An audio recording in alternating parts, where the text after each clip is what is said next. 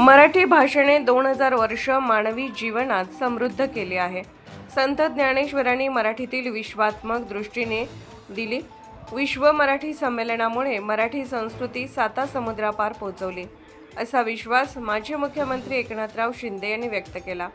तसेच या वेळेस मुख्यमंत्री देवेंद्र फडणवीस, विधिमंडळ अध्यक्ष ॲडव्होकेट राहुल नार्वेकर आदी मान्यवरांच्या उपस्थितीमध्ये हा कार्यक्रम मोठ्या उत्साहात संपन्न झाला. तसेच मराठी संमेलनाचे महाराष्ट्रात अनेक ठिकाणी उद्घाटन मुख्यमंत्र्यांच्या हस्ते संपन्न झाले. तसेच लोकगीते, नाट्य, कादंबरी, कविता अशा विविध साहित्य प्रमुखांची समृद्ध परंपरा आहे. राज्यातील बोलीभाषा तुम्ही मोठ्या प्रमाणात साहित्य निमित्त होत आहे. शिवरायांनी शुद्ध मराठीचा आग्रह धरला होता. स्वातंत्र्यवीर सावरकरांनी प्रमाण शब्द दिले. मराठी ही ज्ञानभाषा व व्यवहार भाषा व्हावी, यासाठी कृत्रिम बुद्धिमत्तेचा सकारात्मक वापर करावा. तसेच महाराष्ट्रामध्ये मराठी भाषेला मानवी जीवन समृद्ध मानले जाते.